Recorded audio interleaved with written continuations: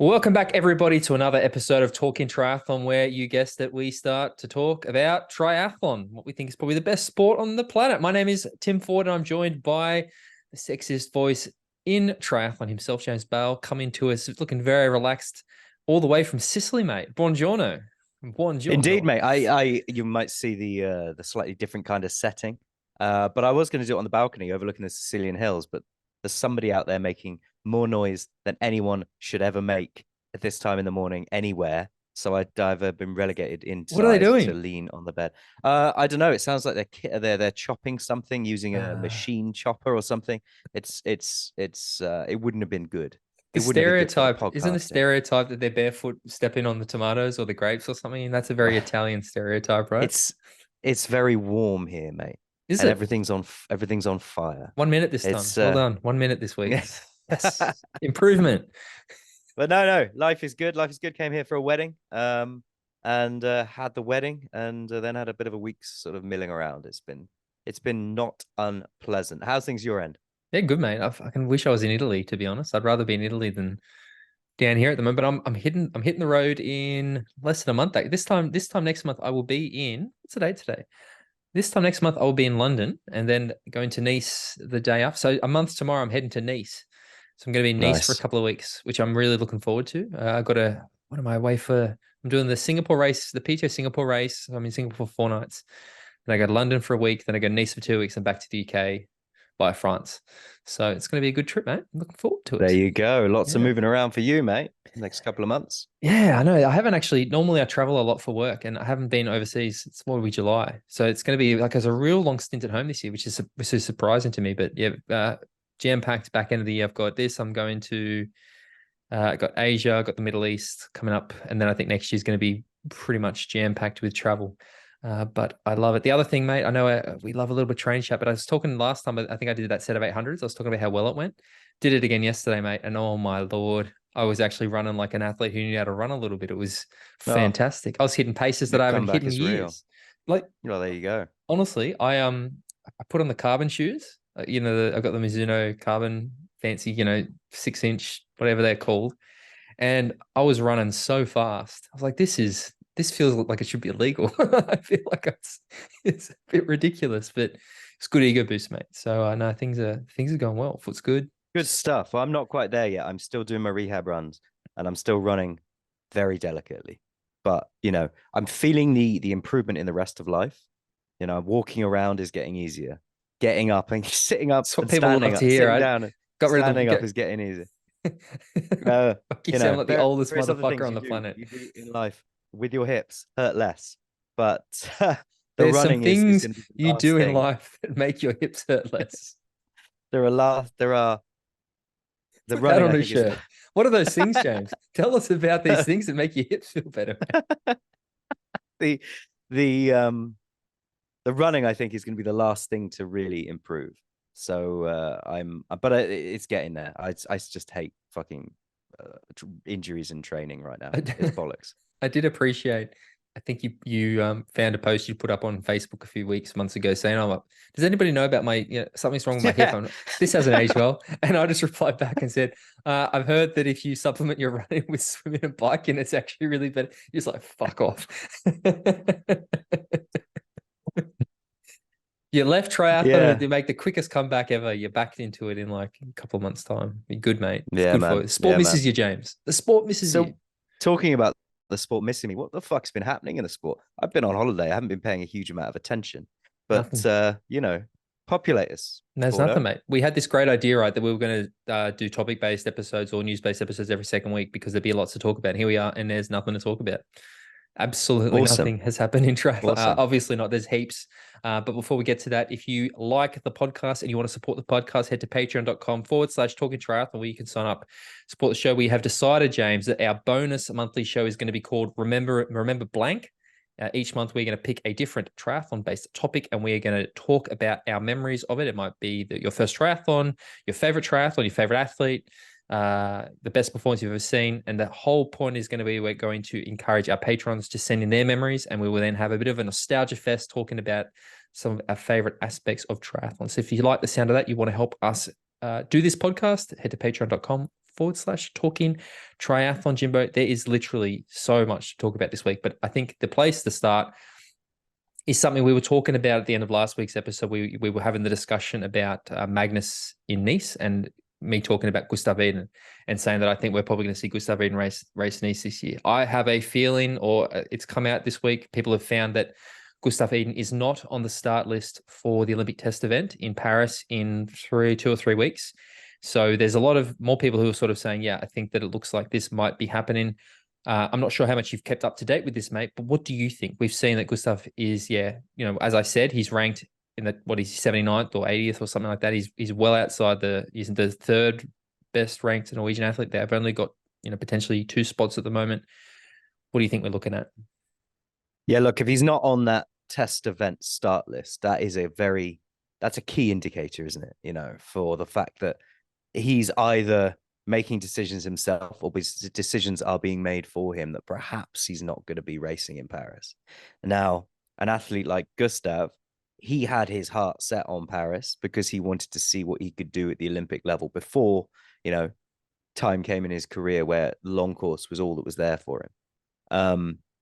I would imagine if he's not going to be racing in Paris, a competitor like Gustav is going to be looking for a competition somewhere, isn't he? It's not like he's going to go, well, So I would imagine we're going to see him in Nice. If he's not on that start list for genuine reasons, it may well, there are a multitude of other reasons he could not be on that start list for. Maybe he's a bit injured, maybe, I don't know. But I would imagine we'll see him in Nice if he's not going to be racing in Paris. Yeah, I think I actually think there's a lot to sort of unpack with this, and it's all good to sort of speculate, but like actually look at things a little objectively. I know that one of the ways that Gustav could earn himself a slot is to podium in the test event. I think he's probably well off podium form, but I think the thing that everybody sort of neglects to consider is the fact that he lost his mum not that long ago, and indeed, like that's fucked. Like I can't even imagine. Like I lost my granddad a few years ago. It broke me, and I mean.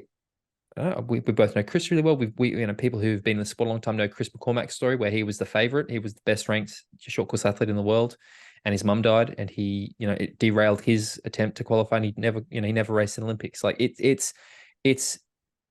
be ignorant for people not to consider the impact that could have on something. And I'm not saying that is the reason, but I definitely think it is a part of it. And one of the other interesting discussions I've seen online around this stuff is that maybe he is actually just taking a bit of time to put in a solid training block, and he's going to try to rack up points through World Cup events, because there's still plenty of other events. Like it's not like if you don't do the test event, you can't race the Olympics. Like I don't know, but I think looking at the evidence, if you want to call it, around the same time as we were saying last week that I think we're probably going to see him in Nice, he did a series of 150 plus kilometer bike rides.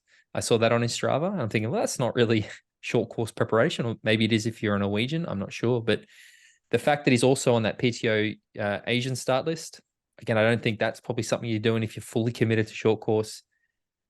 I think we might see him at 70.3 Worlds as well. I have a suspicion he might pop up there. Everything you said there is part of the litany of other reasons I spoke of that could mean that he's not racing that test event, because he's had a lot happen in his life. Like you say, when you lose your mother, I can't imagine the impact, and just because you're a pro athlete and because you've got a set of objectives doesn't mean those impacts don't get into your life and affect you in ways that you may not have envisaged or imagined. So who knows where he's at in his head. But like you say, there are other routes. You don't have to race the test event to be in the Olympics. It's just there as a test event. He could be looking, like you say, a long training block, racking up points elsewhere, and then trying to get into Paris that way. But the evidence that you've mentioned, he's on the PTO start list. He is doing huge volume bike rides. I don't think we were ever going to not see him at Nice myself.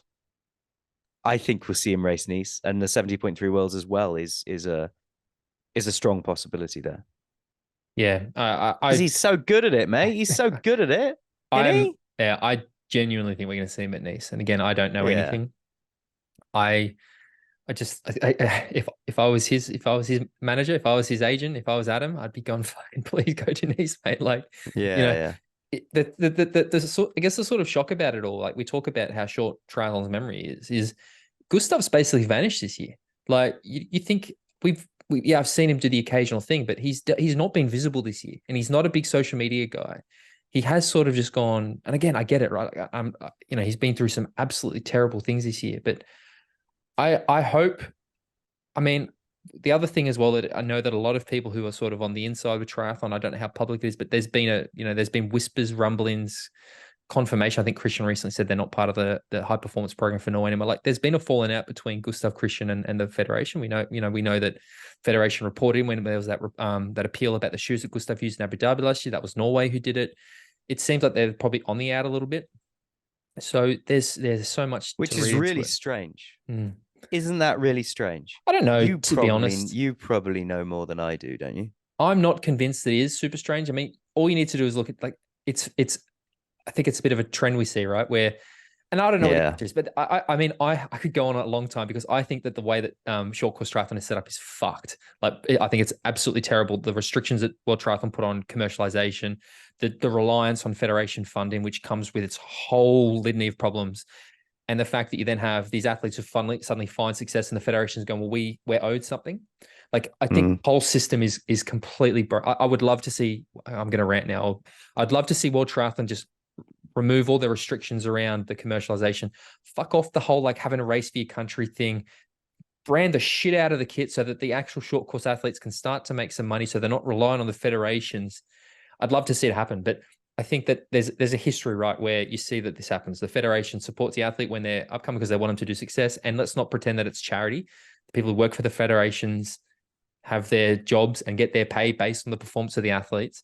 But then the athlete starts to do one, the federation starts to go, well, hang on, we're owed something. So I know that this has happened. I believe it's happened with the Brownlees. It's happened with lots of athletes in the past, where they sort of, not to say they have a huge falling out, but the relationship change, the power dynamic changes a bit. You're right. From the outside looking in, as a spectator or a supporter, it's very easy to think, oh, the federation and the athletes, the race for them are all buddy buddy.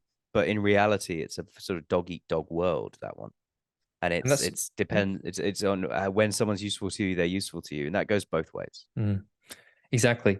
So I hope that things are not as bad as they appear, but I just want to see. I mean, I fucking love Gustav Iden. He's one of my favorite athletes, and if he wants to go to the Olympics, I fucking hope he makes the Olympics. I would love, like I said, I would love nothing more than to see him have success at the Olympics. I think if we saw Gustav win Kona, go backwards, win the Olympics, it would be one of the best stories of all time in the sport. Yeah, agreed. I got no problem with him trying. I just don't personally believe that he's got that gold medal in him. And also Nice, man. Nice is where Gustav Iden made his name. Exactly. With the clip on aero bars and the disc brakes.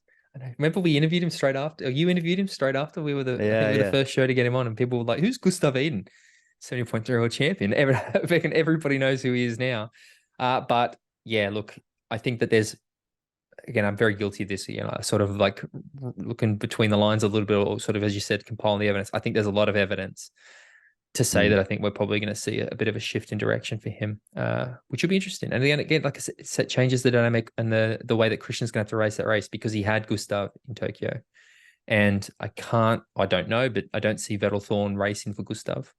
For Christian. So it's going to really be interesting to see how Christian faces. I mean, we're going to talk about Hamburg. We can probably go into, but he's certainly not competitive. Like, we're seeing Christian, that momentum really start to come. Let's transition into Hamburg. We saw how well Christian did in that race in Hamburg recently, and we know that he's got Super League coming up, the test event. I mean, what do you? I don't know. Probably not the best segue, but yeah, like Hamburg, Christian. I think things are looking good. Yeah, Christian really has sort of he's going up through the gears, isn't he? His short course abilities are coming back, and I think it's good that he didn't put that level of expectation on himself too early in the year, because, like you said, when we spoke to him a few weeks ago, he had what he'd consider a bad winter with illness and just generally not getting the training done as much as he thought he was going to be able to, mainly due to just being sick, like everybody was this winter. But he's starting to be there, isn't he? He's starting to be at the front in these races. What was he, 4th in Hamburg? Yeah. Just behind Alex Yee. So he's off the podium, but an athlete like Christian Blumenfeld, when you're in the mix of the top 4, it's not like you are that far behind. and it's not far. It's not like, within that race dynamic, something goes slightly differently and suddenly you're on the podium. Once you're on the podium, something goes slightly differently, suddenly you've won the race. Talks about his winter, because I was with Christian at the end of last year. I've told that story a lot. And we were talking about how he was going to Marrakesh to train. Never been to Marrakesh to train, and he was saying that there were no pools, so it was actually like they were interested to see how it was going to go, because I think he said it was like there was a endless pool they could train, but it was like a 200-kilometer drive each way or something. And I'm like, how often are you going to do that? Like we'll have to do that fairly. Like we have to swim. I was like, mate, what are you doing? Like just go somewhere else. This doesn't sound go ideal. somewhere with pools. Surely there's a bit like plan your training block. Swim at a bike place run. where you can actually train. Yeah. Bloody hell. But yeah, I think that, I mean, Hamburg race, let's go back a step. I really think that World Triathlon do such a shit job of this format. I think that the format is really cool and they make it fucking awful. I hate the way they broadcast. I really hate World Triathlon broadcasting now. I think it's such a step down from things that everybody else are doing in the sport. I mean, one thing, actually, I will give them some credit, because what we see at Super League, right, is the women do it and there's short gaps between the races. This time they would go men, women, men, women, men, women, which meant there was a bigger gap. But for the spectator, there was like, not that it was just more varied. What would, I guess, some of the takeaways, some of the highlights to you from the Hamburg race? We'll start with we'll talk about the men's. We'll talk about the men's because we're on Christian already. Yeah. Well, I mean, the highlight for me is obviously Hayden taking the win. Dominating. Yeah. I think he needed that, didn't he? Because every time he was in a race, he's had such a shit year. Yeah, well, no, I just the Alex thing, definitely. It's the Alex thing. It's the race against Alex Yee to prove that he's got that win in him, that he can have those results even when Alex is racing. Yep. And to underline that with a race like this, where Alex wasn't even second, he was third. So he rounded off the podium Vasco behind was second? Vasco Velasco was second, yeah. So Hayden took the victory. And I think as an audience looking forward to Paris, we needed to see that as well. Because I think Christian Blumenfeld is lurking. All right. And he's going to be there or thereabouts when it comes to Paris. We know that. And it wouldn't surprise me if Christian's form peaked at the right time and he won the gold medal in Paris. But what we also needed to see as a triathlon fan base was that those other people that were in the argument were also competitive, not only with Christian, but with each other. Mm-hmm. And up until this point, it looked very much like Hayden could have good results unless Alex was racing, in which case Alex would beat Hayden. And then Blumenfeld's there lurking in the background with the expectation that he'll be on form for Paris. So, the podium was almost forming in my head with like a Blumenfeld, Alex Yee, Hayden almost Wild. the same as Tokyo, yeah. Almost as, exactly. But it's good to see that these boys have got a race on their hands. And it's, as we said a minute ago, it's good to see that Christian's on the way back, because I just hope that none of them have a bad winter again, because we've still got a winter to get through before Paris, and everybody just seems to be getting ill all winter, all the time now. We're still a long way out, right? Like I think this week was I think I saw the posts this week. It's a year to go. Few things I liked is that we had a single day world championship. Now I can't. It's the super sprint world championship. So Hayden picked up a world title, which is great for Hayden. Super League, but worse, basically. Yeah, the second worst world championship. I was trying. What's this? A Super League, but done worse. Yeah, this is triathlon, just done worse. Now, I was chatting with Tyler about it because, again, need to give Tyler Mizlachuk a shout out. 9th place, again, has had a rough go of it the last couple of years. So to see him right back up there again, fantastic. He said that he think the second leg probably cooked him a little bit because that second heat was quite hot for the elimination. Fucking hell, Tyler, just stop having a rough go at it, mate. Come on, mate. Have a period of time when nothing shit happens. His bike got stolen last week as well. So his bike in Girona got stolen. We've had to, just like the kids. Honestly, Tyler, I don't know who you pissed off. I don't know who's put a curse on you, but you need to go and do a cleansing ceremony or something to get rid of the bad juju, because fucking hell, this guy's having more bad luck than anybody I know. But seeing him be up there. But I think to the point you're talking about with the peaking, where love to see Hayden do it. And Hayden just is on such a rampage. And again, just to be the counterpoint, are we seeing him peak a little early? Or I get the impression watching Alex race on the weekend and probably what we've seen with Christian, I mean, I have no idea what's going on Alex here. He doesn't seem like what we used to see with Alex. He's not racing as often. And when he is, he's not quite there. Do you think it is a case that we joke a lot about the fact that it's a pre-Olympic year. Do you think that that's how Alex sees it very much? Nothing matters this year. I don't particularly care about the WTCS. I want that gold medal. Or do you think it is just a case that Hayden has finally overcome that barrier that Alex always was for him? I think there's two things here. British Triathlon, their approach will very much be, we don't give a fuck about this year, we give a fuck about next year. So they'll be strategically planning all their athletes' years based on that. They do not care who does or doesn't win the WTCS championship this year. Yep. They can't care solely about the Olympics. Yep. But also along that lines, I think Hayden as an athlete, I think he's a confidence and strength athlete. He has to race his way into a continual cycle of form. I don't think he's peaking too early because there's still time now to come down and go back up again. I just think he really runs on confidence. He runs on those results.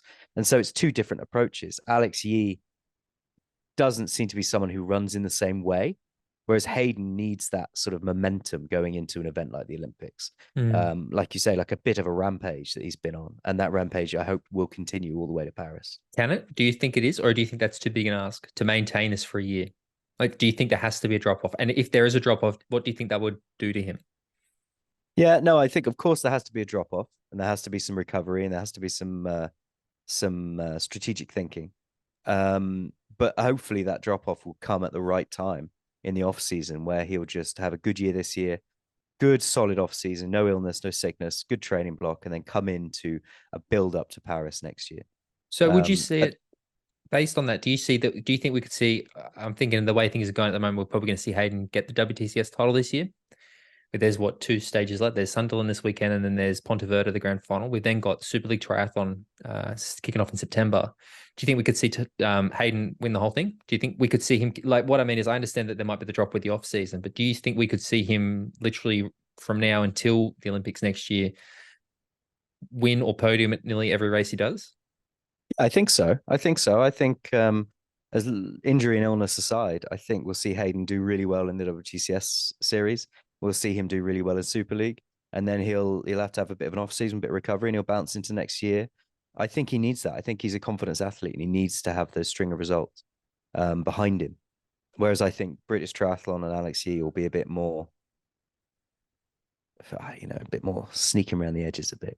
It's funny though, right? Because hearing you talk, right, and not necessarily so much about being a confidence-based athlete, but being the sort of athlete he is, I also feel like Christian would want to win everything. Like, we know that Christian's going to Super League. We know that Christian's probably a little bit different because he's doing the PTO thing, because he wants the PTO world ranking. He's going to 70.3 wants to defend his title. I wonder, at what point is Christian going to start getting the shits that he's not winning the short course stuff? Or is it also a case of maybe where he's probably not as worried? He probably doesn't care about it. He's got the WTCS title. He's also got an Olympic gold medal. I'm curious, because knowing that Christian is the sort of athlete he is, that he wants to win all the time. And I wonder what the cost is that he's not. Yeah, Christian's not a confidence athlete though, is he? No. He's a fucking cannibal. Yeah. He just wants to win. Yeah. Anything. So it's a different thing. Exactly. And I think, he's had a bad off season. He's had some illness. He's coming back to form. And so he's just doing it sensibly and building back up to those wins that he will get eventually. And don't forget, before he won Paris, he'd only won one WTCS race. Remember? He's not Jimmy wins all the races. It's true. It's because I think we saw that. I think we're probably repeating ourselves, right? Where I feel like in the lead up to Tokyo, he was really good. He won and then he dropped off. I think he did a race and he was terrible. And we were saying, has he peaked too early? Nope. He fucking nailed it. Yeah. He's not, he might want to win everything, but he's not an athlete at the WTCS level who comes in as just like boom, boom, chalking up the victories. He picked his moments and he picked them well. So it'd be intriguing to see. Hayden after the race said, I had to do some work in that first round. The legs weren't feeling too good, but I was a bit more relaxed in the second out front. But my tactic was always to try and get a couple of seconds, swing around into transition and get away. It was a bit of a gamble, and I normally fumble a bit in T2. That is what. Then it was just keep pushing and got the win. Everyone's upping their game and starting that race. It was always going to be difficult to get it done. I lost my way a little bit there in the middle. Did you see? Because watching it, he's fucking right. He somehow, I still don't necessarily understand how he did it. He gapped the field coming into transition. It's like he braked into transition later or something, because you're watching it and there's like the group, and then next minute Hayden's got like 5 seconds, and I'm there going, what the fuck just happened? I've never seen that, like a move like that before. Everyone's like, unbuckling their shoes, and Hayden just like fucking went boom, gapped everybody. And it was such a decisive move, right? Because he came out of T2 and it was game over. He was just gone. And he looks just so good running so far. I've never seen a motherfucker make running fast look so easy. Like Christian, honestly, looks like he's coming to fucking murder you, right? Like he's, and Hayden's just like, I'm out for a jog. I'm sure he's dying on the inside. But yeah, what a performance by Hayden. Absolutely incredible. Like I said, masterclass. It's great to see. Women's race. And the women's race, mate. What happened in the women's race? Cassandra Bergeron won, which again, I think I called. I think I said Cassandra was going to do it. Again, I'm not surprised. No, you said Beth Potter, didn't you? Didn't you Absolutely not. I don't think I would ever pick Beth Potter over Cassandra Bergeron. Definitely pick Cassandra. Okay. 100% pick Cassandra. Oh, no, sorry. It was Magnus in the interview last week said that we thought Beth was going to win the Olympics. Okay. Interesting. Yeah, I made him pick a men's and a women's for the Olympic title next year. Yeah, no. Cassandra got the win. Got the world title. I just think when she's on, she is on, and she's really good at that. We've seen her do so well at Super League Triathlon, that sprint finish she had with Katie Zafiras, which was actually 4 years ago now. Wow. She's exceptionally good at that short distance. And again, I think that there's going to be a lot of focus on the French athletes next year, so we're going to see them shine. Yeah, she's really good over this distance, isn't she? She really suits this sort of short, punchy thing, a bit like Vince Louis used to, you know, that kind of like really adaptable to this distance. Good to see her getting this victory, but like you say, she hasn't been a hugely consistent throughout the year. Even after this race, she's still not in the top 5 for the WTCS standings on the women's side. So she comes up and does really well and then disappears again. Possibly because like you said, there's going to be a focus from the French athletes on Paris next year. So who knows what's going on in the background. But, knowing France as I do, there may not be much of a plan.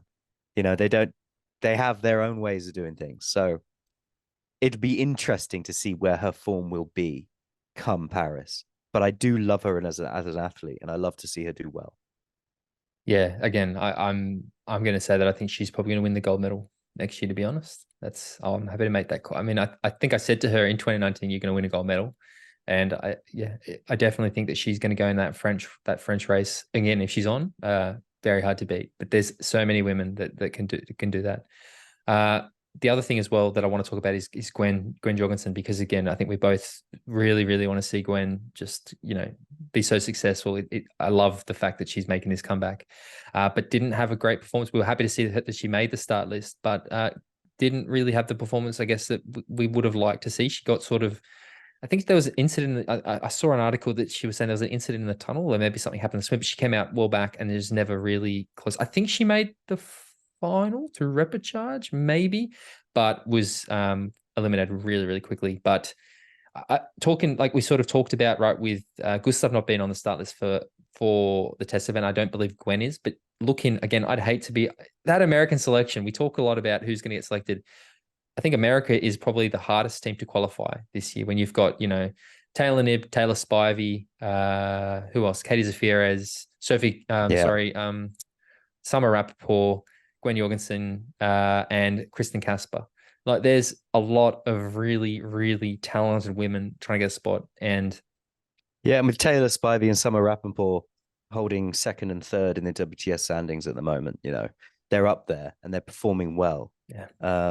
And then you've got the antiquated way in which the US team selects their athletes. It's not really based on performance. It's based on kind of how the wind blows. Yeah, isn't that the thing, right? So there's certain ways you can automatically qualify, because we saw Taylor Knibb automatically qualify for Tokyo when she won Yokohama. So I can't remember the criteria off the top of my head, but if they don't have any automatic qualifiers, I think it all goes to the discretion, and then fuck knows. I hope we just see definitely Taylor Spivey get an automatic qualification. I really, really, really want Taylor Spivey to get to the Olympics. I think Taylor Nibb is a sure thing. I don't think I actually saw that she might be doing cycling at the Olympics. Am I thinking anyway? Yeah, Taylor Nibb and Taylor Spivey to me are probably the certainties this time around. And based on form, you put Salmon Rappaport as the third athlete. But you never know. As you said, it's a year out. But yeah, that's Cassandra. What else? What was the rest? Have you got the results there? Have you got the podium for Hamburg? I have indeed. WTCS Hamburg, won by Cassandra Beaugrand from France. Beth Potter in second. Laura Lindemann in third. Leaving the WTCS standings with Beth Potter in the lead, Taylor Spivey in second, and Summer Rappaport in third. It's that interesting part of the year, right, where we're seeing, I mean, we're going to talk about Georgia in a second, but some of the athletes who are like, you're starting to see that they're not all, like they're starting to pick and choose their races. I know we got Sunderland this weekend, which doesn't have everybody, but probably is a good time to bring up the fact that Georgia Taylor Brown, who didn't race Hamburg, came out this week and also confirmed that she has torn her calf, something in her calf, but she's in a bit of strife. And I don't know, it's not looking good for GTB, unfortunately. It's terrible. No, it's bad news, isn't it? I mean, we all know how frustrating and derailing an injury can be. But when you're at this point in your season, heading into the Olympics next year, you really don't need an injury at this point. So quite how severe it is, I don't know. I don't know whether it's just a case of rehabbing it or whether there might be surgery or something like that. Don't know whether you know any more on that. I don't. I think it's she's in a moon boot. I can't. Yeah. She put a photo up. I basically think her year's done. I would assume based on everything I've seen. I don't think we're going to see her racing again this year. I hope we do. I'd say that all the WTCS stuff is out. She's not going to race Super League. Maybe some end of season. You don't want Super League as you come back from an infamo calf tear. Probably not sensible. But you know, we just got to hope that swift recovery for her and that she is on that start line in Paris, because she will be an animator of that race. The other one that's worth talking about that we haven't spoken about much is Flora Duffy, because she's obviously got some little niggle or something, because we have not seen Flora Duffy anywhere this year. And at all. She's the other one, right? Flora's the other one that if it comes to getting your ducks in line and performing you need to, if Flora, I said Cassandra is my pick, with the exception of probably Flora Duffy, because I hope she gets. I really want to see Flora do it again. Flora's performance was so good in turn. She's just one of my favorite athletes. I hope we see Flora get it sorted and get to the Paris race as well. Yeah, I mean, she's really flying under the radar, isn't she? Like really flying under the radar. So the problem we have though, right, is we're only going to see more. This happens every Olympics. And I still think it was, people know Tyler got injured at the Tokyo Olympics. And he said it to me. He's like, sometimes to win it all, you've got to be willing to risk it all. And I think it's such a fascinating mindset that most of our listeners and ourselves probably struggle, right? Is that this isn't their hobby. This is their job. And they get a finite number of opportunities to win it all. So you have to really be like, they push the envelope so far. We're going to see more people get injured in the next few months. It's going to be like, mark my words. If I was a betting man, I would happily put money in the fact we're going to see a number of big name athletes get injured at some point before the Olympics. Some won't even race the Olympics. It's unfortunate. Yeah, absolutely, because they're all just turning the screw as much as they can, and then turning the screw as much as they can with training, with diet, with nutrition. Trying to optimize whatever their vision of perfection for their performance is. They're trying to get to that point, and it only takes one thing to get out of whack for it's like a kinetic chain, isn't it? I mean, you know what, we call you the sexiest voice in triathlon for a reason. And I think when your version of perfection comes out of your mouth, there's a shining example. James, tell me what did you say? Your perception of perfection? Tell me about it. My interpretation of perfection for myself. Yes, come on, mate. I want to hear it. Right now, it would be just getting home okay this afternoon. That would do. That would do. Fair enough. Set the bar nice and low. You can't be disappointed. I mean, for me, just being able to run well and long is my version of perfection. And at the moment, I can't fucking do it. Version of perfection. Yeah, it sucks, mate. Speaking of other things that suck and that are British at the moment, that was a That was a better segue. News came out this week that there's not going to be a WTCS event held in the UK next year. This was very disappointing to me to read because the Leeds race was always one of my favorites this year. It's actually Sunderland this weekend. But basically, British Triathlon came out and said it's too expensive. I think it costs something like $500,000 to put on a WTCS event. There's a $150,000 event fee, a licensing fee, or hosting fee. Then there's the cost of running the event. And then they have, this is what confused me. There's a $250,000 broadcast fee. Where the fuck is that money going? Because it sure as shit isn't going to the fucking broadcast. And why does the host city have to pay that? That's what I found confusing. Yes, it's a shame. It's indicative of the state of my country at the moment. We're not in the best place. We're not covering ourselves in glory. But yes, you're right. There's a huge amount of money involved in hosting a race like this. And obviously the powers that be in that location have decided that their local budget or whatever the budget goes to it can't cope with it at the moment. And they've got other things they want to prioritize that on. You're right about the broadcast fee. Where the fuck does that money go? Because it doesn't go to making a cracking broadcast, because they don't. But it's similar to the Tour. I was having a conversation just yesterday with somebody about the Tour de France and how the Tour costs the towns and cities that it visits loads of money. You've got to pay a certain amount for the Tour to come through your village. You've got to pay an even larger amount for the Tour to finish at your village or start in your village or town. And these things, it's thought of as a prestigious thing to do. But a lot of the locals are kind of up in arms, really, because they're like, well, you're spending money on something when we need other things. We need public services. We need help. We need a welfare state, for example. France has got a very good welfare state, but they also like to have a good old moan. So people complain about these things. They're up in arms about it. And I've always thought about the Tour de France that if all the villages and cities just unionized and said, none of us are paying your fees, you still have to go somewhere. The tour is going to have to go somewhere. In fact, you have to pay us. You have to pay us for the inconvenience. Yeah, it's not like they're going to go, well, none of you are paying us. We won't put the race on this year. No. Your sole existence relies on you putting on this big fucking race every year. If I was France, the mayor, country, you're the mayor.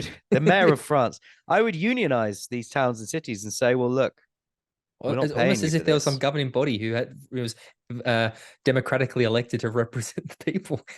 Well, indeed. Imagine. Because the only reason these things, it's like a race to the bottom. We've discussed this before. The only reason that this thing exists is because some other town will say, well, I'll do it. Well, I'll pay it. Well, I'll do this. And it's like when you're trying to get brands to sponsor athletes and they say, oh, we're just going to give you a pair of shoes and you're going to represent us for a year. And they go, well, no, I'm not going to do it. And the other athlete goes, well, I'll do it for a pair of shoes. It means that they can get away with what they want. And the problem with the UK at the moment is that the money's not there from this location and someone else will pay it because they want the marketing as it's sold of their location. I don't think WTCS racing is much of a marketing for any location, to be honest. The broadcast is shit. You don't really see the place very much. And what's the point? I looking at, again, it's a very UK heavy episode this week, talking about how I'm going to be in the UK. You're not in the UK, but are from the UK. Last week or 2 weeks ago, we spoke about the fact that they've now, Ironman Bolton's leaving. So there's not going to be an Ironman race in the UK, which means no pro racing, I believe. No pro Ironman races in the UK. We've now got no WTCS event in the UK, but then we have Challenge, who've announced Challenge London. There'll be Ironman Wales, won't there? Yeah, but is that pro racing anymore? There's no pro race there this year, right? Oh, I think there is, isn't there? I don't know. Is there? Was there? Was that recently? Yeah, because I think there is an Ironman, but there's a pro race in Ironman Wales. Okay. Might be wrong. I've been wrong before. God, we're the best. I'm so across it. Tired. But there wasn't a pro race in Bolton this year. That was a Ironman UK was a non-pro. Yeah. Again, I just like UK's. We've spoken for so long about how strong British triathlon is. Mate, we've fallen off the international map of no one gives a fuck about us anymore. Just cut us off. It's almost like you become in Australia. A small island nation that no one gives a shit about. Literally, welcome to the club, mate. We used to be good at triathlon. We're getting a bit better, but we've been left out in the dark for a long time. But no, it's I guess, yeah, I was genuinely sad to see this because, as I said, I think that the Leeds race was always great. And again, with the legacy of the Brownlees, yeah. And speaking of Brownlee, again, I think this is another thing. The segues are coming thick and fast this week. Lake Placid happened, which we will talk about. Saw no Alistair Brownlee on the start list, which means that Alistair Brownlee will not be racing Ironman Nice this year. I put up a tweet about the wild card. I've had a lot of people say no. I've had a lot of people say yes. I know that we both think it, but what do you think? Where are we at? You know, is Alistair Brownlee, is he injured? I'm assuming he must be injured considering he. Yeah, my assumption from the outside looking in is that he must have an injury or a niggle. How serious that is, you know, who knows? But he does have a history of having injuries that get quite serious and then lead to needing some kind of intervention. He's getting to a point in his career where how many of these interventions can you have and still come back to the top level and perform? Who knows? It's a shame. Should he have a wild card? Yeah, of course. You know, fucking why not? Definitely. Life's too short not to. Fucking But if he's got definitely. an injury, if he's What got an is injury, it? then you know it's irrelevant. Yeah. Yeah. But I do think that it's a real shame that we won't see him racing there. I hope that if he is fighting some sort of an injury, that then we can see him come back for next year and be at Kona and racing Kona. But what the problem with Alistair Brownlee is, he doesn't seem to be able to string together a period of time where he's doing training and racing and improving. It always seems to be race a little bit, injured, rehab, surgery, recover, race a little bit, injured, rehab, injury, rehab, surgery, recover. And I wonder whether we'll ever really get to see him at his very, very best racing long course, because he just doesn't seem to be able to cope with it. I hate to say it because I've been very vocal about it, but I am starting to go, I think it's not going to happen because, I mean, like objectively, let's look at this objectively now.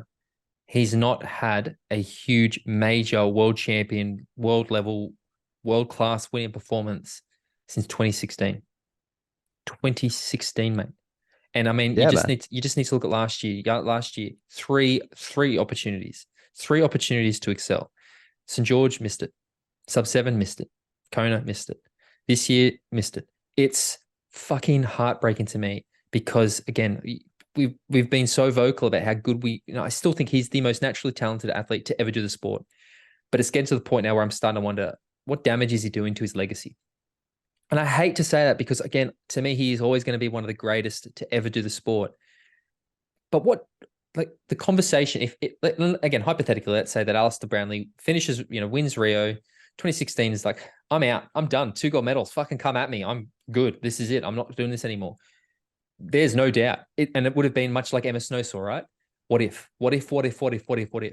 Here we are, 7 years later, nearly 8 years later, and it's not what if anymore. It's like, well, he's injured. He can't do it. He's missed all the races. It's horrible. But I'm starting to wonder, like, maybe it's time. I hope I'm not putting words in it, but maybe it's time for him to go, it's not worth it, man. Like, my body can't handle this. My body can't cope with it. I have just constantly have stuff come up, and it's hard to watch, mate. Like, that's probably what I'm struggling to verbalize is, as a fan of his, it's really hard to watch this happen. I want to see him. Yeah. I want to see him fully fit, lining up against the best and destroying them like he did Jan Frodeno. I still think that 2012 race, that 2012 Olympic performance is one of the greatest performances I've ever seen, ever. Masterclass. Rio, masterclass. And I don't know. I don't know what I'm trying to verbalize, but it's hard to. 2016, man. 2016 was the year my son was born, and he's 7 now. Jesus Christ! Like it's time ago. It was time ago we've seen him perform at the top level. Mm. And as I keep saying, and I'm just getting more and more bogged down in it, I want to see him have that race where he does amazing things and doesn't get injured. But I start to worry that we're not going to. I don't think we're going to. Again, purely based on evidence. Like, this is me trying to remove the emotion a little bit from it and look at the evidence. 3 opportunities last year, and none of them eventually. Yeah, he went and did the Kalmar race, and he did the Swansea race. Cool. I don't really care, to be honest.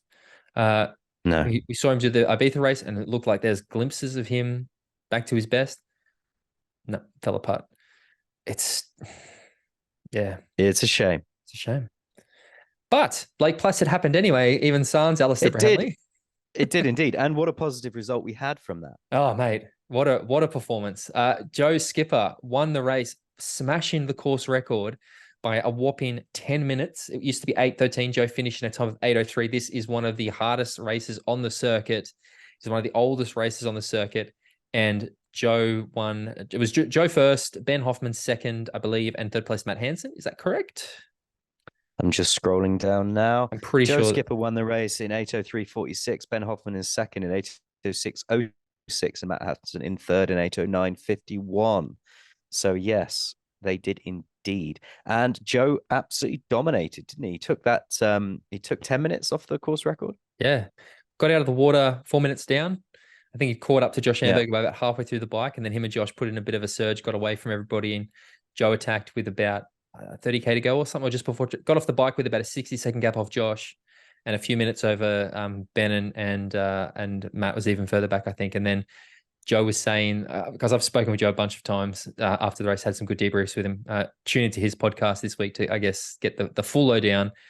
But he didn't have any time splits, and Ben Hoffman was suddenly like a minute and a half back and just like, fuck's sake, and had to really dig deep to get the result. And I saw a lot of people were criticizing him online for not smiling at the finish line and like I saw that. which fucking I'm like, you stupid fucks. Like honestly, Lionel Sanders wins that Oregon 70 points for the same day, not smiling, throws the thing down. Nobody's criticizing Lionel. Everybody's at Joe.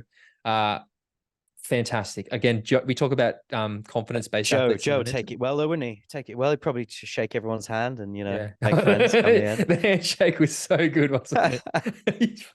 Again, I was messaging. I was like, how good's that handshake? He's like, fucking hell, I'm never going to live that down. I'm like, never, ever, ever, mate. It's too good. It's too good. But like, I think, people would not be surprised. Joe's had a rough start to the year, right? He, didn't finish Texas, had a terrible race at the ITU Long, which again, fully like peek behind the curtain, was a major priority for Joe this year.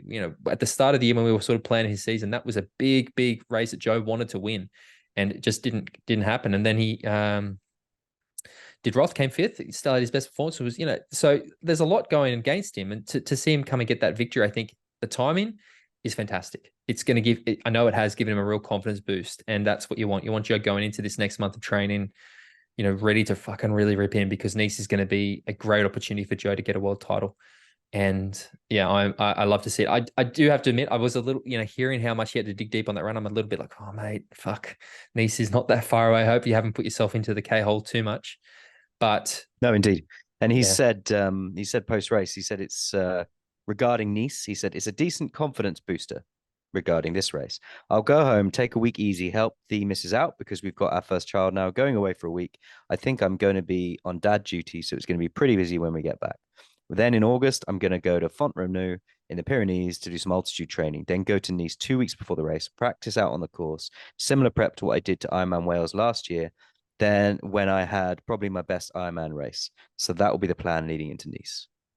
I'm heading to Font with Joe. I'm not heading to Font. I'm heading to Nice with Joe. Literally, we're going to Nice together. So I'm going to try to do some stuff with Joe, content stuff while we're there, which will be cool. But yeah, super, just fantastic results, I think, across the board for not just Joe, but, again, Ben Hoffman, great performance. Josh Hamburg, I think, was fourth. The one that I'm a little curious about, and because we know that Cody Beals, defending champion, won it last year, isn't going to Nice this year, said it didn't make financial sense. He finished, I think, 10th. Is that right? And I've been keeping an eye on Cody's social media to find out what's going on, because I honestly expected Cody to do much better than that. And I hope that, again, I hope he doesn't have an injury or something, because he's another athlete that we're both huge fans of. Yeah, I just hope he's okay. But yeah, indeed. We hope so, because like you say, he's a good athlete and one that animates any race that he's in. So this time of year, you don't want to see an injury, do you? Yeah. What about the women's race, mate? Now Alice, I should remember. I cannot remember the name of the women's winner. It's Alice something, I believe. Do you have the results there, or I can quickly? I do indeed. The women's winner was Anis, not Anis, is it? Alice Alice Alberts. Albert probably from USA, 9:16.01, with Erin Snellgrove from Canada in 9:21.49, and Jen Annett, also from Canada, in 9:27.35, rounding off the podium. This is a race that I didn't watch, so I don't have a huge amount of insight into the women's pro race, because all I did was look at when there isn't much of a report on it. But apparently they were fairly Doesn't close. matter. No, it doesn't matter, does it? I said one of the things we're going to do with the show is we're not just going to do things for the sake of it. Like, again, I think it's fantastic that Alice got that first victory. Again, I was tracking the race, and then it was middle of Australian night. I woke up to the news that Jared won. I didn't actually get to see the race. But again, fantastic for Alice to get that breakthrough victory. I think it's excellent for her. Yeah, indeed. Indeed. And then obviously we had Oregon 70.3. All I want to say is Lionel won, which is great. Obviously worked on his swim, 17-minute 1.9K swim.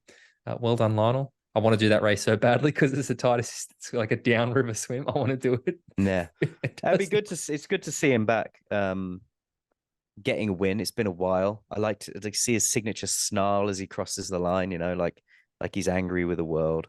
I've said it, Bill. I think one of the best decisions he's made in recent times is to just give up on long course for the time being. I'm not saying forever. Yeah, he's so good at middle distance racing. He's so good, and I love it. I love to see him do well, and yeah, great performance by him. It's always right to see that. I guess you can probably see the satisfaction because he had all those races at the start of the year where Sam kept getting him. It makes the US Open, which is happening next week. I think Lionel's on the start list, right? Yeah. Yeah. Makes that race pretty exciting because you've got these athletes coming into form. Let's talk about the US Open because that is next week. The news that's come out since we recorded last time about this stuff was that Jan Frodeno got a wild card, which is the thing that I'm most excited about. We see Jan back there again. We're going to see Jan, Christian, Ali again. I'm guessing that Ali's probably not on the start list again, just talking about the fact that he missed Lake Placid. So what do we reckon is going to happen in the US, mate? What are you expecting to see? Yeah, it's going to be interesting, isn't it? And as per the podcast fucking curse, it was within an hour of us releasing last week's episode that Frodeno got announced recording. as a wild card. It was even after. It was before we released it. That's the worst part, right? Is at least because people don't necessarily realize that we record this. I think so. It's Thursday night, record it Friday night. So there's like 24 hours between. But it was like literally like 30 minutes after we recorded it. I was like, I think I messaged you. I was like, motherfucker, typical. Yeah. God. I think there's something about Thursdays. Anyway, like you say, it's the PTO US Open over the 2K swim, 80K bike, and 18 kilometers run in Milwaukee. Yeah, where's which Milwaukee? looks like it's somewhere in the US, isn't it? Yeah, that's about. I think it's north. It's near Wisconsin, maybe. I don't know. Yeah, maybe. Who fucking knows? It's a big place. It's the athletes will swim in Lake Michigan, so it's in Michigan. Doesn't help me. I assume it's in Michigan. I assume Lake Michigan's in Michigan. Yeah, but where's Michigan? I don't know. Milwaukee's Bay. Where's Michigan? Do you know? Is Chicago in Michigan? Don't think so. I don't know. I know that New York's on the east. I know that Los Angeles is on the west, and the rest of it. We have a lot of American I'm sorry. Interesting athletes racing though, Taylor Nibbs there. Sure win it. Having Jan Frodeno there, I think is interesting. I'd really like to see Jan Frodeno do well here. I want to see him going up through the gears as we progress towards Nice. I think he's probably the biggest draw on the start list, the biggest name they've got there. Christian's a big one. Christian's there as well. Obviously, Frodeno's using this as a springboard to Nice. Christian's not. So, or is he? Maybe. As per the narrative at the moment, he's not. So we'll see how he gets on. I think it's an interesting positioning because it is, if you're racing Nice to go in hot, then this is almost perfect timing, isn't it? Yeah. To go and have one last big blowout before Nice over a distance that isn't a full distance, but is sort of between that 70.3 and full distance. I think it's perfect. Do you know what I'm really keen about this? The fact that we have Jan coming back is that we saw Jan race Ibiza, which was early season. Since then, he's done IronMan Hamburg and he's done Andorra 70.3, which is a lot of racing for Jan Frodeno. It's going to be very interesting to see where he is now. Like, is he worse? Is he better? Like, that's what I'm really curious to see is how much has the last couple of months actually, how much has he been able to hopefully improve? That's what I'm quite keen. Jason West, obviously, I think is another red hot one. We got Tim O'Donnell. I was just excited. Martin Van Riel. Again, one of the athletes I know. I really think that once we see Martin Van Riel commit to the middle distance, PTO distance particularly, he is going to be red hot. I think that he's another one of those like athletes that are primed to be successful at the slightly shorter the middle distance racing. I think, we know that he's had that long-term injury, that sort of his running is not quite where it was, but once he's, maybe next year or whatever, I think we're going to see him do really, really well. Yes, I agree. I think Martin Van Riel is an intriguing athlete. Be very interesting to see how he does in this race, because it's quite a unique distance. And I think we should have him on for a chat about it at some point, don't you? Definitely trying. He's out. Currently, he's the guest coming on next week. Hopefully, it all eventuates, because again, huge MVR fan. The women's race, mate. To be honest, I think it's Taylor Knibb. I mean, Ash Gentle is so good at this distance.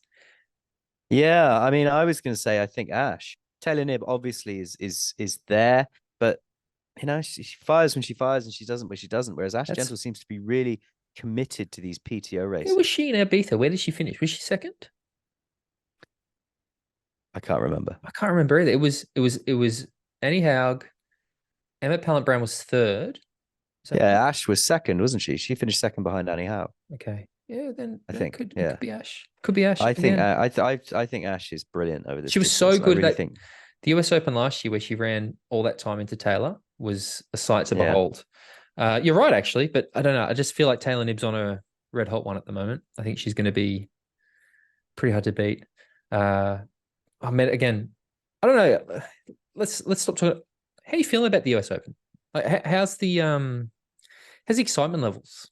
Because I'm not looking forward to it, but I am feeling a little bit flat about it. I think I'm not flat about it. I think it's just dwarfed by the Nice that is rolling into view later in the in a couple of months' time. I think were Nice to just be Kona, and it was the normal Kona we were going to with the men's and women's race on that same day, I don't think it would be doing as much dwarfing for me as the idea of this one-off, maybe one-time only Nice World Championships. I'm really excited for it. Because it's France, because it's a place that I love, because the course is so unique, because the temperatures will be different, because the humidity will be different. There won't be as much wind. The bike course is going to be really unique. And I think because of all of those things, I'm really excited for that race. And it's kind of dwarfing anything that's coming before it. Yep. All of these other races leading into it are just for me, they're just form indicators for how good Nice is going to be. I'm as excited for this Nice race as me and you were when we did our first few podcasts in 2019 about as excited as we were for 2020. It's funny, right? Because we are in which means that as soon as we put this podcast out, the wheels are going to fall off. Done? Everybody's dropping out of the race. Mate, you've done it. A new hyper contagious disease. No, just stop it. Across the call it the Bell virus. I'm surprised how uninterested I am in 70.3 Worlds this year. Like, I actually couldn't give a shit, to be honest. And that's so disappointing, because I am a 70.3 athlete. I love the distance. I don't care about 70.3 Worlds this year. I think the timing is stupid. I think the location is, while I was so keen on it, it's just proved to be a fucking nightmare. There's no accommodation. It's hard. It's difficult. It's the weekend after we got that Asian race in Singapore that I'm looking for. I am kind of looking for the test event. Like, it's just this fucking fuckery we see where everything's so jam-packed. Yeah, I'm feeling a little bit flat about the PTO races. I was really, while I didn't love the Collins Cup, I think like I said, smell weakness or whatever. I don't think it's good. But I heard this week that apparently they're actually looking to do 7 races next year. There's going to be a PTO, like a proper tour race next year. And they're going to contract the athletes to lock in and do it. I've heard that they might I've even heard that there might be an African race, a PTO Africa race at the end of this year that they might be planning. I mean, I don't know whether that, because remember the Collins Cup was meant to be in Marrakesh, right? In Morocco. Maybe that's just going to become a tour race. But again, I find it funny that the reason they didn't put on the Collins Cup is they didn't have the time or the resources to put it on. So I don't know how they'd put on an African PTO tour. But maybe, I don't know. Are you going to the 70.3 Worlds this year? No, I'm not. I'll be in Super League London that weekend. Yeah, no, I was just wondering because you said there's no accommodation. I wonder whether you'd been scouting. But no, this was the thing. I was originally wanting to race it because I wanted to do the race in Finland, and it was I started planning it. This is like a year ago. Not even I was planning my season because I think I could probably qualify pretty easily. But it was when I started looking at accommodation and the fuckery, and I just went, I can't be bothered. I don't want to do it shouldn't be this hard. I have a few friends in Finland, and I'm hearing a lot of this. I'm hearing a lot of the fact that village that it is at, Laki, is it? Lahti? Is Lahti or something like that, yeah. La Fuiti. It's basically full up already, and it was not even at capacity. So what they're doing is they're looking at putting buses on for athletes from Helsinki, which is an hour and a half drive, which you don't want because you know what it's like when you get to a race. You're like, okay, so I've got to rack my bike, I've got to drop my stuff at registration, I've got to rack my T122 bags. All of that's in your mind, and then you get on your one bus for an hour and a half, and you go, oh fuck, I forgot this. Oh fuck, I forgot that. And then you've got to go back, and it's 3 hours round trip, and then you got to go back again. It's not conducive to a stress-free weekend for those that are trying to race it. The other thing as well that I'll add to that, and like I still remember when I qualified, the reason I qualified, I was so keen to do 2016. It was in Australia, the whole experience, and I wanted to stay in town because I wanted to experience World Champs. Like it was a big deal for me to qualify, and I wanted to do the Parade of Nations. If you're staying an hour away, you're not going to get the full world. Like, then just do another race because you're not getting the World Champs experience. If you're fucking staying an hour away and you're just coming in for the event, what's the point? You're staying in a city that is kind of going, well, yeah, there's a race going on a while away, but we're not part of it. And like I just said, I just look at I just don't see the commitment or the level of athlete or the density of a field that I really want to see. Like last year's race was great, but it did feel like a second tier race, second tier world. And again, that's so weird to say, but it just didn't feel like what it should be. Like to me, 70.3 World Champs was like I've said it 2018 70.3 is the best triathlon I've ever seen in my life. And I feel like we've seen so many great races. That 2019 Nice race, for Christ's sake. Fuck, man. Even in St. George, like we've seen great races, and then it's sort of becoming underwhelming to me. I mean, the year Gustav won, not last year. I found last year's Christian just destroyed everybody. But yeah, I don't know. It's a weird thing. You're right there. Nice, I'm really looking forward to. Kona, I'm guessing I'll get more excited once Nice is over, and then it's sort of we'll see. One last thing, just because we're doing pretty well for time, ready to wrap up. And I don't like that this is a thing, but I feel like we should give it a shout out. Is Sean Conway, the British guy, has done a world record of 105 back-to-back Ironmans. I hate that this is a thing that people do, but like it's impressive. But fuck, man, like people, that's enough, guys. Let's just stop. Enough. Yeah. That's it. Yeah. No more. I mean, yeah. I mean, I can imagine he's a bit tired. Fair play. I liked some of the stuff he's done in the past, where he swam that was cool. He swam the circumference of the UK, which I thought was quite cool. He's done some cool things. Personally speaking, the idea of this record doesn't do anything for me at all. Yeah, same. At all. But yeah, well done, mate. Well, Jimbo, that's just done for another week. If people want to find out more about us or want to support the podcast, all that stuff, what do they need to do? Well, thanks for listening to Talking Triathlon. If you want to support the show, jump on at patreon.com/Talking Triathlon. If you want to follow Tim, he's at tford14 on Insta, and I'm at bale.james85 on Insta. Find us across all social networks at Talking Triathlon on Insta and at Talk Triathlon on Twitter. Sorry. If you join the Patreon group, X? you will... Hey? Don't you mean X? X what? Haven't you seen this? That Elon Musk is changing the name of Twitter to X? Oh, he's such a bell end, isn't he? Did you not know this? Yeah. No. No. It's called X, and they're going to be called XEETs instead of tweets. What do you call that? I don't even know how you say that. He's fucked it. He's ruined it. That thing it's over. If you want to join the Patreon group, you'll get access to the monthly bonus episodes, and we're doing the first one very soon. And what we need from you guys is input. So reach out to either of us or the Talking Triathlon site itself on Instagram. Tell us what you remember about triathlon, what the most important things should we do in your world are. What's the first? What should we do the first episode on? What remember? How about 2019 70.3 Worlds? 2018. 2018, yeah, sorry. Remember 2018 70.3 World Championships. I love it. So yeah, get in contact with us. Tell us your memories, and then we'll discuss them, and we'll discuss ours and why I love that race so much. Oh, that's a good one. Sweet as. All right, cool. All right, onwards, guys. If you could also please jump into iTunes or wherever you're listening to this podcast and give it a review, we would greatly appreciate it. We're also on YouTube. Please maybe comment below with what you think is going to happen with the Olympics next year, or whether you think Alistair Brownlee is injured or not. Give us your thoughts. We'd love to see the comments on YouTube, and head over there and subscribe. We are getting close to 1,000 subscriptions, which is great. And we know that there are so many more of you who listen to the audio version. So jump on YouTube, subscribe. That would be appreciated, Jimbo. Pleasure as always. Talk to you next week. Cheerio.